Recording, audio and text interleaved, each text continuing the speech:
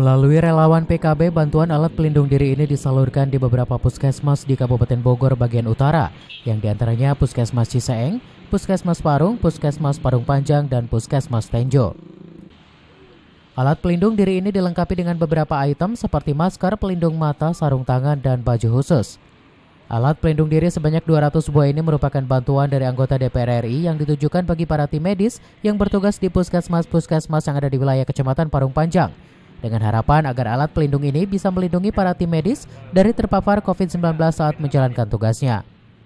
Bantuan alat kesehatan, alhamdulillah bantuan ini diberikan oleh fraksi PKB DPR RI yang diwakili oleh anggota dewannya untuk Dapil Jabar 5, Bapak Tommy Kurniawan.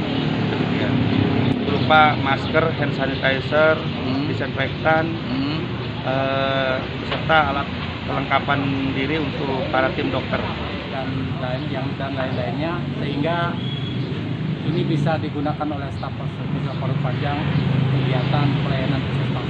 Karena Kecamatan Parung Panjang salah satu kecamatan di Kabupaten Bogor yang masih zona merah. Kita tadinya ODP-nya 2, sekarang alhamdulillah setelah melalui SOP dan penanganan yang bagus, tinggal positif tinggal 1. Pemberian secara khusus ke wilayah Kecamatan Parung Panjang ini dilakukan lantaran Kecamatan Parung Panjang merupakan zona merah COVID-19, sehingga wajib diberikan alat pelindung diri untuk petugas COVID-19 yang ada di sejumlah puskesmasnya. Dari Parung Panjang, Kabupaten Bogor, Mande Jajar melaporkan.